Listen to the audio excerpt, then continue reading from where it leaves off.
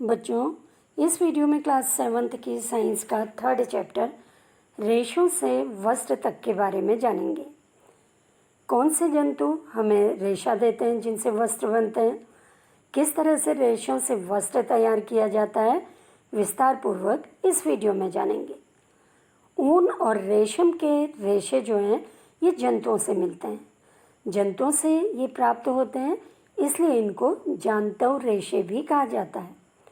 ऊन के जो रेशे होते हैं या फाइबर होते हैं, ये भेड़, याक या किससे मिलते हैं? बकरियों के बालों से प्राप्त किए जाते हैं।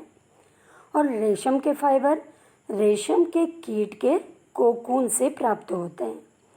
तो इस तरह से, क्योंकि ये जंतु से मिल रहे हैं, इसलिए इसे जांतव रेशा कहते हैं। इस चित्र में एक भेड़ दिखा रखी है जिसका शरीर किससे ढका हुआ है? बालों की मोटी परत से ढका हुआ है। बालों के बीच क्या होती है? हवा भरी रहती है, वायु रहती है। वायु क्या होती है? ऊष्मा की कुचालक है। अब जाड़ों के दिनों में क्या होता है? ये जंतुओं को गर्म रखती है, क्योंकि इसमें जो हवा भरी है बालों के बीच में, वो क्या करती है? कुचालक है और उसको गर्म रखती है।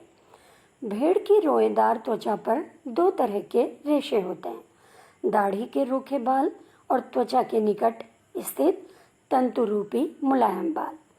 तंतुरूपी बाल ऊन बनाने के लिए रेशे प्रदान करते हैं। भेड़ों की कुछ नस्लों में केवल तंतु में मुलायम बाल ही होते हैं। ये अच्छी किस्म की भेड़ होती हैं जिससे ऊन तैयार किया जाता है। भेड़ों की कुछ नस्लों के शरीर पर बालों की घनी परत होती है, जिससे अच्छी क्वालिटी का या अच्छी गुणवत्ता का ऊन मिलता है। ये भेड़ें अच्छी नस्ल की भेड़ें होती हैं। ये जो भेड़ें होती हैं, इनमें बालों की वृद्धि घनी होती है। इससे ऊन प्राप्त करने के लिए इससे बालों को काटा जाता है। यहाँ पे दिखा रखा देखिए याक जो है ये तिब्बत में और लद्दाख में पाया जाता है। इनका शरीर देखिए पूरा बालों से ढका हुआ है।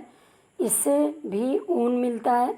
तो केवल भेड़ से ही नहीं मिलता, याक से, ऊँट से, बकरी से, खरगोश से, इनसे भी हमको ऊन के लिए रेशा प्राप्त होता है, क्योंकि इनके शरीर में क्या है? लंबे से बाल हैं। यहाँ पे देखिए अंगोरा बकरी का चित्र दिख रहा है। इसका शरीर भी किस बालों से ढका हुआ है? ये बकरी के बालों से भी ऊन प्राप्त की जाती है। ये जो ऊन होती है बहुत अच्छी किस्म की होती है। जम्मू और कश्मीर के पहाड़ी क्षेत्रों में बकरी पाई जाती है। इसमें क्या होता है? त्वचा के निकट मुलायम फर होता है या बाल होते हैं। इससे बहुत अच्छी किस्म की शॉलें बनती हैं। इन शॉल को पश्मीना शॉल कहा जाता है। अब देखिए ये एक इस तरह की बकरी भी है। इसके शरीर में बाल तो हैं लेकिन ज़्यादा नहीं है। इससे रेशा बनता तो है लेकिन बहुत ज़्यादा मात्रा में नहीं बनता है।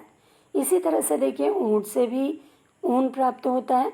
इसके शरीर में भी बाल होते हैं लेकिन बहुत घने और लंबे बाल नहीं होते। तो ऊँट से भी हमको रेशा प्राप्त होता है जिससे वस्त्र तैयार होते हैं। इसी तरह से देखिए लामा है, ये दक्षिण अमेरिका में पाया जाता है। इसी तरह से लामा और एल्पैका जो है, देखिए इनका शरीर भी बालों से ढका हुआ है। इससे रेशा बनता है जिससे ऊन बनती है और ऊन से क्या होगा? स्वेटर, शॉल या गर्म कपड़े इससे बनाए जाते हैं। ये एल्पैका है, ये भी दक्षिण अमेरिका में पाई जाती है। अब देखिए भेड़ों की कुछ भारतीय नस्लें इस टेबल में दी गई है। इसमें देखिए पहली जो भेड़ की नस्ल का नाम है लोही। इससे अच्छी किस्म की ऊन मिलती है और ये राजस्थान और पंजाब में पाई जाती है। ऐसे ही अलग अलग नस्ल का नाम दिया है और किस तरह की उनकी ऊन है ये दिया हुआ है। ऊन प्राप्त करने के लिए ही भेड़ों को पाला जाता है। पहले क्या किया जाता है?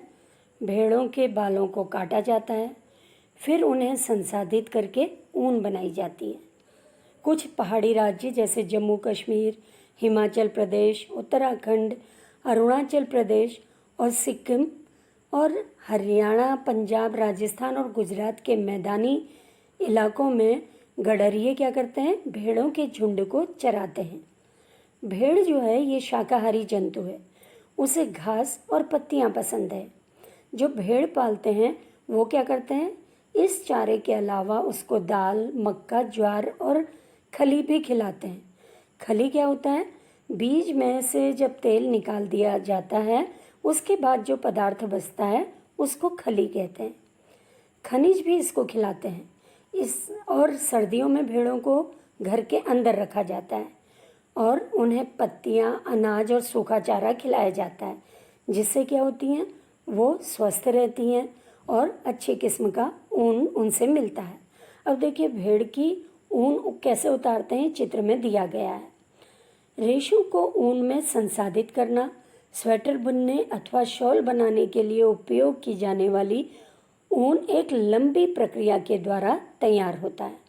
इसमें देखिए कौन कौन से चरण हैं। पहला है देखिए, भेड़ के बालों को त्वचा की पतली परत के साथ उसके शरीर से पहले निकालते हैं। ये प्रक्रिया ऊन की कटाई कहलाती है। भेड़ के बाल उतारने के लिए उसी तरह की मशीन का प्रयोग किया जाता है जैसा नाई बालों को काटने के लिए करता है। अक्सर जो भेड़ों के बाल हैं ये गर्मी के मौसम में काटे जाते हैं, जिससे कि उन्हें ठंड न लगे। जाड़ों के दिनों में जब बाहर से आवरण नहीं होगा तो उन्हें ठंड लग जाएगी। बाल ऊनी रेशे प्रदान करते हैं। इन्हीं ऊनी रेशों को संसाधित करके ऊन का धागा बनाया जाता है। ऊन उतारने के दौरान भेड़ को किसी तरह का दर्द नहीं होता। अब इसके बाद क्या करते हैं, देखिए टंकियों में अभिमार्जन किया जाता है, या कह सकते हैं हम धुलाई की जाती है। धुलाई करने से क्या होता है, वो जो रेशा है इसकी चिकनाई, धूल और गर्त निकल जाता है। ये प्रक्रम अभिमार्जन कहलाता है। यहाँ पर तो चित्र में दिखा रखा हाथों से अभिमार्जन करते हुए। आजकल नई टेक्नोलॉजी आ गई है, इसलिए जो ये बाल हैं इसको हाथों से न कर अब मशीनों के द्वारा भी इसकी सफाई की जाती है।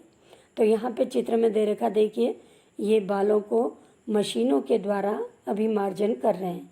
इसमें से धूल, जो गर्द या गंदगी है वो निकल जाती है।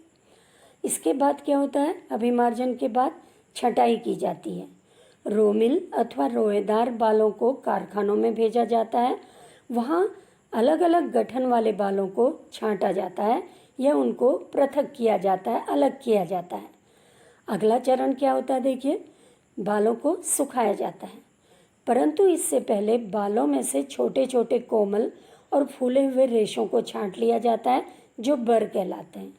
बर क्या होते हैं, जब हम कभी स्वेटर पहनते हैं तो स्वेटर में भी बर छोटे छोटे से इकट्ठे हो जाते हैं रोए से, उसको बर कहते हैं।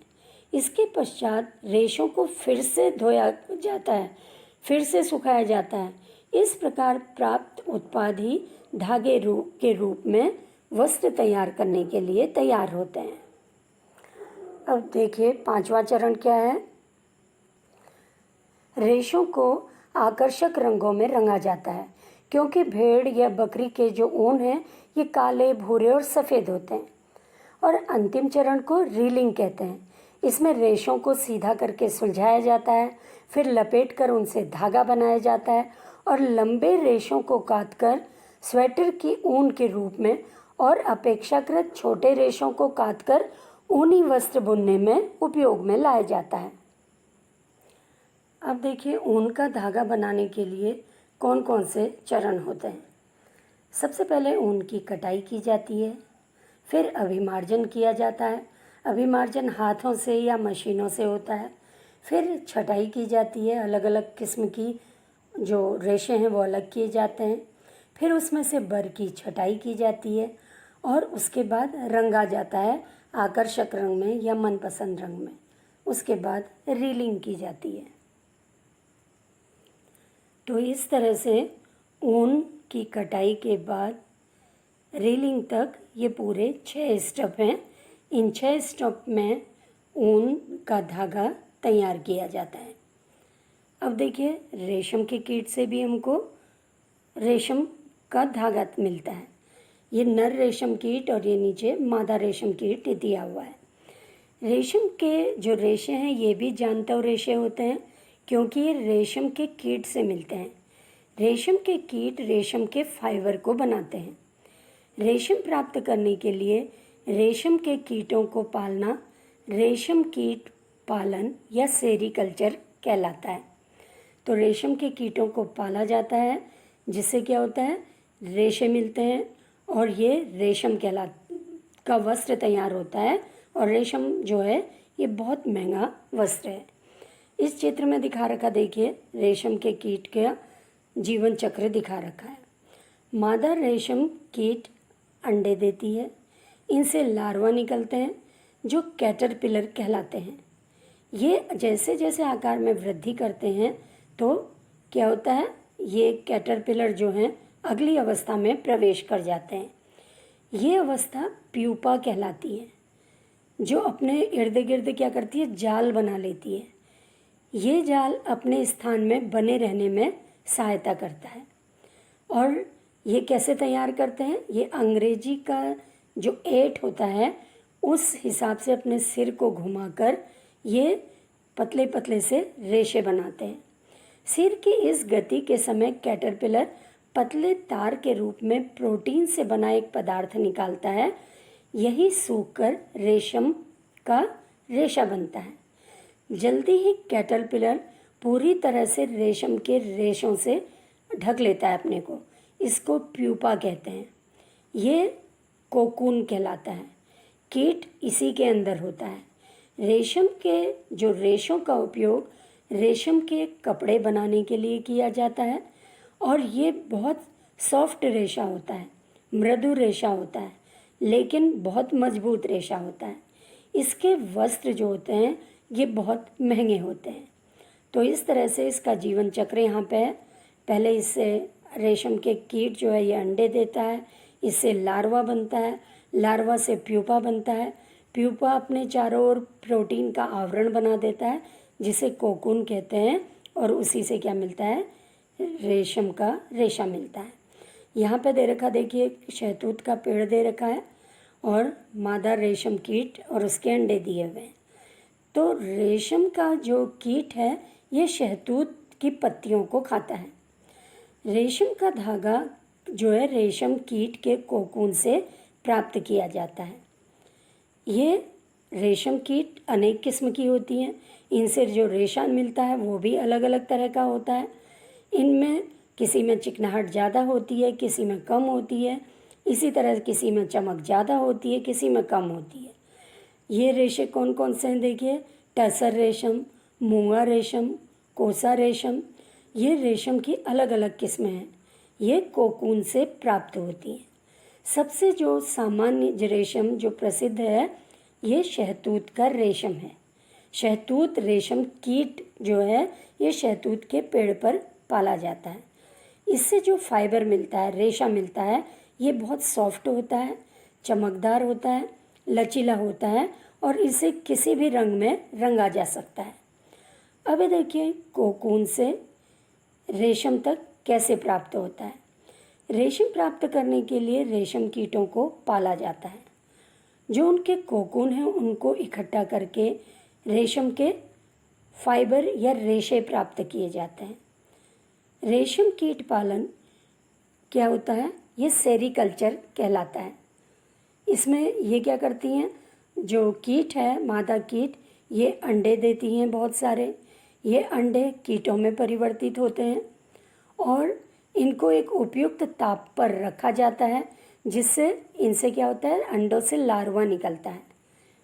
और ये तब तक किया जाता है, शहतूत की नई पत्तियां जब आती हैं तब ये किया जाता है, जिससे क्या होती है, ये रेशम कीट दिन रात इन पत्तियों को खाते हैं और साइज में बड़े होते जाते हैं। लार्वा को शहतूत की ताज़ी पत्तियों के साथ बाँस की स्वच्छ ट्रे में रखा जाता है।